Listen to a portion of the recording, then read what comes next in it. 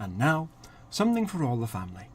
Brave children should comfort their scared grown-ups, hide behind the cushions adults, be prepared for magic, myths and mysteries as we experience episode 1 of our new series, The Darkling Yule. The Darkling Yule by Vincent Hart. Episode 1.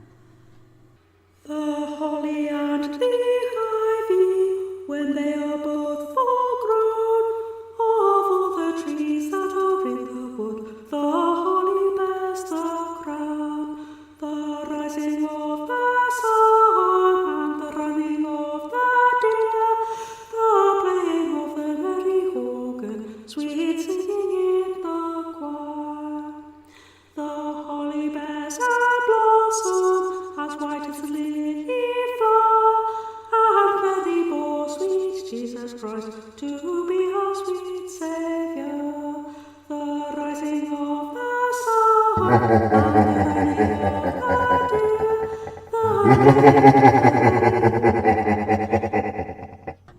Are you there? I can't find you. Where are you? You have to come out now. You have to run. He's coming. Beowulf! Beowulf! Beowulf!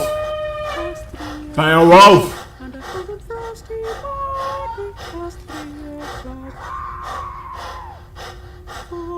Beowulf! Beowulf! Beowulf! Beowulf!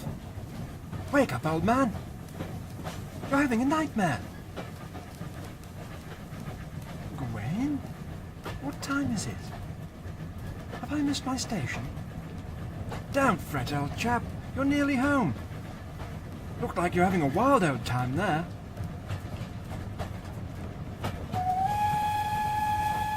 Wild? There was a wild hunt, and someone in green. He was a king or a lord or a knight or something. He had a crown of holly.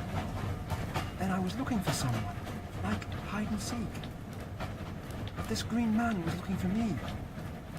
And there was a unicorn, and hunters, and Christmas. Sounds like a real snorter. You must have eaten too many toffees. I once had a dream about a man who cut off his own head and could still talk. That was toffees. Next stop, Little Bedlam. You were right, Gawain. Nearly home. Well, have a good Christmas, old chap. You too, old chap. Not too many toffees, mind you. Stay clear of men wearing holly headgear. All the best singing your solos tomorrow morning. Little Bedlam Church will think you're an angel. Merry Christmas, Gawain. Merry Christmas, Beowulf. Get that window closed, you silly goose. You don't want to lose your head. Toodle Pip, Merry Christmas. Happy New Year, all the best. Merry Christmas. Beowulf Harker Yaldings had returned from school for the Christmas holidays. The town of Little Bedlam was prepared for Christmas and for heavy snow. Beowulf was looking forward to getting into his father's car and being driven through the festive town to his home, Lovell Manor. It surprised Beowulf that he could not see his mother and father waiting on the platform. He wondered if they had employed a new driver, but the station was slowly emptying, and nobody was hurrying to meet a confused schoolboy.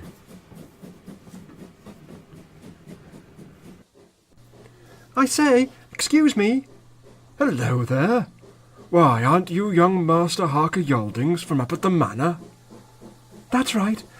I'm sorry to trouble you, but have you seen my parents? Or have they sent someone to collect me? I'm afraid not, young man. You're welcome to sit in the waiting room. There's a nice little fire. I expect they're delayed. It's not far to walk, though. I'll head up the road. If they arrive, would you tell them I was here and that I've gone home? They could pick up my trunk. I'll pass on the message for you. Your trunk will be safe with me. Is there anything you need from it before you go? No, it's all right. I've got my coat and my satchel. And you've got your wits and your heart. That should be enough for a brave young man. Take care, young Master Beowulf. If it gets dark and cold on the way home, just strike up a song and you'll feel warm inside and out. You mark my words. Merry Christmas to you, young master. May it be a bright Yuletide when the morning comes. Oh, right. Yes. Merry Christmas. Happy Yuletide. Pondering his peculiar dream and the unusual words of the station master, Beowulf left the station and began to walk briskly through the cheerful lights of Little Bedlam. Soon he was leaving the small town and following the road through the woods and fields that would lead him to Lovell Manor. As he left behind the twinkling lights, he found himself under darkening skies. The day was drawing to a close. The cold and the dark were closing in. As Beowulf walked past a long, tall bush of holly, he was reminded of his dream, and, for a moment, he imagined that he saw a man's face peering from the dark prickles and blood-red berries. Don't be foolish, old chap. Nobody could hide in a holly hedge. It's just the dark and that strange dream. You're seeing things. That's a sign of madness. You're talking to yourself, too. That's another sign. Losing your head. Gawain would laugh. It's getting jolly cold. I wonder if there'll be snow for Christmas. There's nothing like sitting by the fire and watching the snow fall. I'll be glad to get to that fire. I wonder why there was no one to collect me at the station. Beowulf walked onwards, thinking cheerful thoughts of burning logs and flakes of snow beyond glass. Despite Beowulf's warm heart, the cold and the darkness were slowly growing in power around him. The winter was watchful. Beowulf's good cheer would be put to the test. That's odd. The lights in the gatehouse are all out. I wonder what Mr. McCormick's up to. Maybe he's helping Father Fitzpatrick at the church. Still, odd not to have a single light on. Beowulf regarded the dark gatehouse with growing trepidation. The long drive up to the manor suddenly looked very forbidding. From where he stood, Beowulf could not see his home, but he had a sudden, horrible thought that the manor might be just as dark as the gatehouse. Come on, old man. No need to get the fantods. Hurry home, get warm, and forget about that stupid dream. As Beowulf hurried up the drive, the manor became visible beyond the leafless copper beeches. There was not a light to be seen in the many windows of the manor. This was a place that had been Beowulf's home throughout his life. It had always been a place of warmth and safety. Now it was a place of utter darkness, and it loomed against the evening sky like the sleeping body of a grim giant. I don't understand. No lights? Where is everyone?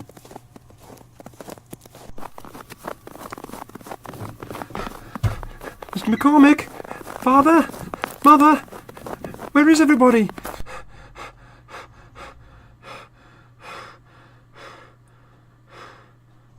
Beowulf stopped abruptly, staring up at the manor in confusion and fear. A light had appeared in the highest window. Beowulf knew that tiny window. It was the attic. Beowulf only feared two places in the manor, the attic and the cellar. Seeing the rest of his home dark and a flickering candle in the ominous window had plunged him into a waking nightmare. What's happening? As Beowulf watched in gaping terror, a figure appeared at the attic window. The young woman looked sad and fearful as she gazed out into the winter evening.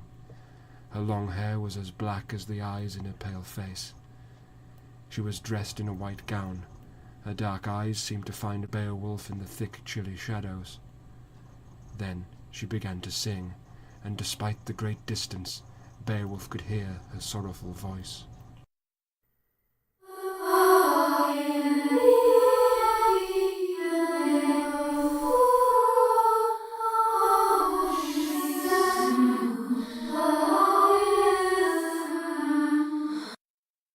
This can't be real. It can't be. The holly wears the crown, Beowulf. The holly crown. Who are you? Where is everybody? I don't understand. He is coming, Beowulf. You must run. You must hide. Run and hide. As the woman in white called out the warning, a terrible gust of icy wind blew from the north. Her candle was extinguished and Beowulf was all alone once more. There was nothing to be seen in the attic window.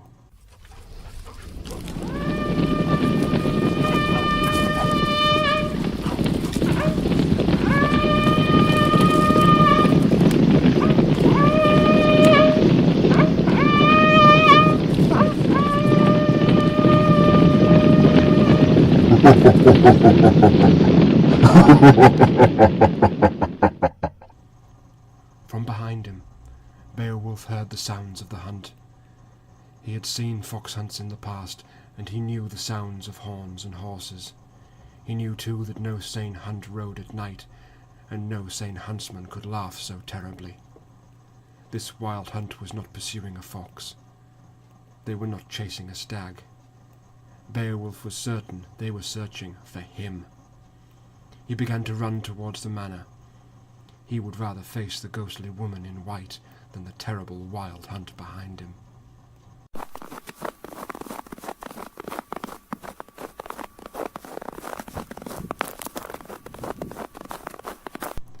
Beowulf pushed at the ancient doors of the hall and, to his horror, they swung open. He had been scared that they might be locked against him, but it was even more frightening to find the doors opening easily into a dark and freezing manor. Hello? Hello? Someone help! Something terrible is outside! Beowulf slammed the doors behind him and struggled to bolt them in the gloom. The evening light through the windows was weak and did little to banish the gathering shadows. Someone! Anyone! Is anyone here? Find the boy! Find them!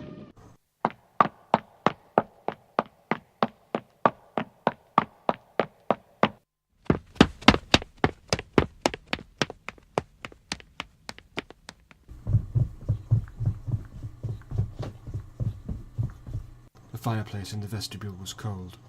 The logs burnt to ashes. The corridors were empty and freezing. The drawing room showed no signs of life. The dining room table was laid for dinner, but there was no food, and the candles were unlit. In the breakfast room the French windows were open to the gardens, and there was snow blowing across the carpets. The winter had found its way into Lovell Manor.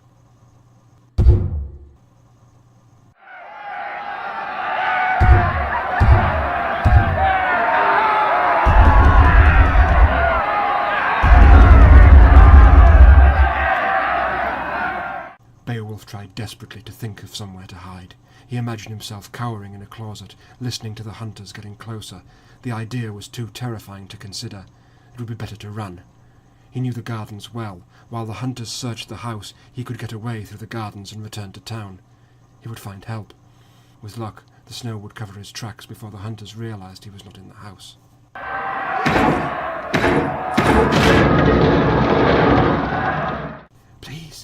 Please don't let them find me. Search the house. Search every room. I will not rest until the search is over. Beowulf ran out into the gardens in the swirling snow.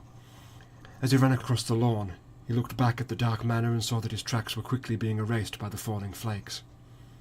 The winter was treacherous. The snow was aiding Beowulf, even though the master of the cold and frost was pursuing him.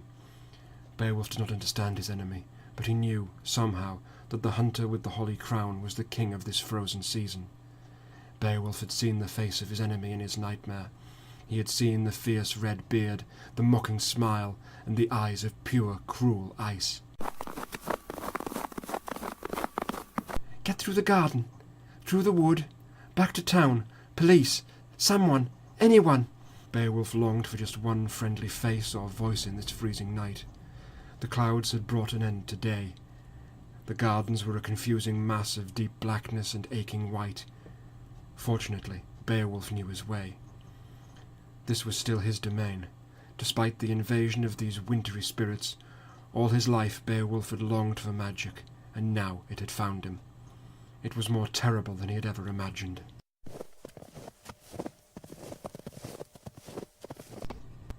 I don't think they're following. That's a blessing. They must be searching the house for me. Whatever can they want? I'm nobody special. I don't have any treasure. I always wanted something magical to happen to me. I didn't expect it ever would. I certainly didn't think it would be this horrible.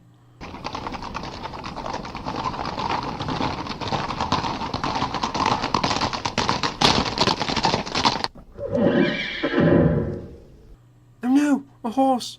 Hearing the approaching hooves, Beowulf threw himself under the hedges. Snow, earth, and fallen leaves clung to him as he lay on the icy ground.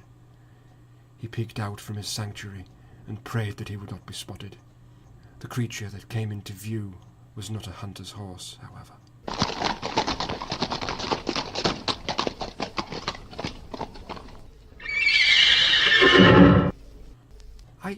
I don't believe it. The creature was more a brilliant white than the surrounding snow. It stood taller than any horse Beowulf had seen. It had a wild mane that whipped like a snow flurry. Despite its hooves and mane, this was no horse. The creature had a silver horn rising from its forehead. It was strange and beautiful and terrifying all at once. A unicorn! Feeling sure that the creature would not harm him, Beowulf scrambled out of his hiding place. The unicorn snorted in alarm and turned to face him, its hooves kicking up the fresh snow. Don't be scared of me. Please, I need help. I'm being hunted. Can you understand me? Can you help me? The creature bowed its head. Beowulf believed that he saw sorrow in its eyes. The long horn pointed towards Beowulf's heart, and for a moment he felt afraid. Please, I don't want to hurt you. I just need a friend. I need help.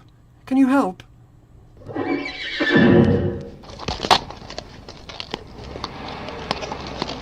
The unicorn tossed its head and then pointed once more at Beowulf's heart. It looked as though it might charge, and Beowulf stood like a statue, as still as stone, as cold as ice. Then, startled by something that Beowulf could not perceive, the beautiful creature turned and galloped away, its light vanishing into the darkness like a falling star. No, please! Don't leave me alone! Let me come with you! Beowulf ran after the unicorn, but its tracks were soon lost in the confusion of snow and night. Beowulf's clothes were damp and dirty. The bitter cold was biting through his coat and gloves, biting all the way through to his bones. He felt as though he could collapse here and let the snow bury him. Perhaps he would freeze. Perhaps the hunters would find him. He was close to despair as he stumbled onwards through the strange landscape of his frozen garden. I wish someone would help me. But who? I haven't seen a soul since the station. I should have taken the station master's advice. I should have stayed by his fire. What was it he said? And you've got your wits and your heart. That should be enough for a brave young man. Take care, young Master Beowulf. If it gets dark and cold on the way home, just strike up a song, and you will feel warm inside and out. You mark my words. Beowulf thought of the station master's words. As he thought about his heart, he thought of the way the unicorn had pointed with its horn. Perhaps a warm heart was all he needed. Perhaps a warm heart was all he had left. Perhaps the only thing to do against the dark and despair was to sing. With numb and clumsy fingers, he searched in his satchel. He wanted his book of carols. The book was filled with familiar and comforting words. He might not be able to read in this darkness, but he could hold the book, and he was sure he would feel some comfort from that. Here it is! Beowulf drew out the book, and his gloved hand immediately felt warmer. It was no mere fancy. The book was truly warm. What on earth? Warm as toast! Beowulf held the book up to his frozen cheek, and felt the warmth radiating from the simple book. The golden edges of the pages had begun to glow and flicker, as though they were reflecting candles at midnight mass. Magic? Beowulf's hands were shaking as he opened the book. It was not only the cold that made him shake. He was filled with awe as golden light bathed his face. The pages of the book fluttered and then grew unnaturally still. The book had chosen a carol for Beowulf. The black ink had been replaced by letters of gold that shone brightly. Where the snow fell on the pages, it melted away to nothing and did no harm. Beowulf knew in his heart what had to be done. He would sing. He would be one voice of hope in the darkness. Good King Wenceslas looked out on the feast of Stephen, when the snow lay round about, deep and crisp and even. Brightly shone the moon that night, though the frost was cruel, when a poor man came in sight, gathering winter fuel. As Beowulf sang, the moon broke through the clouds and the snowy garden became a wondrous landscape of silver. In the distance, close to the garden wall, Beowulf saw a man stooping to collect fallen sticks. I say, can you help me? The shabbily dressed man paid no heed to Beowulf's cries. Taking his bundle of sticks, he walked away, past the fountain and towards the stone summer house by the rockery. Wait, please! Beowulf ran towards the departing stranger. He stumbled and fell, clutching his book of carols to his chest, desperate to protect his treasure.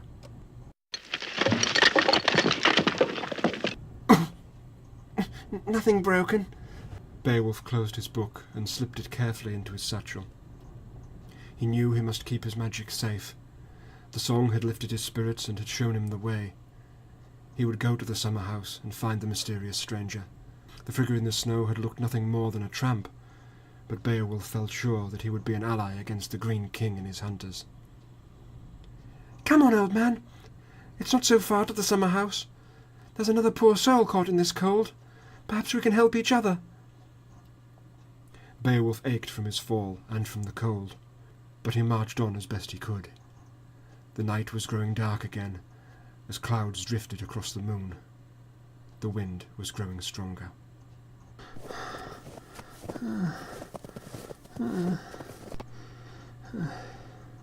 Beowulf was passing the thick trunk of an ancient oak when a huge man stepped from the shadows. The man was dressed all in green, and he wore a crown of leaves. A thick red beard bristled around a bright smile.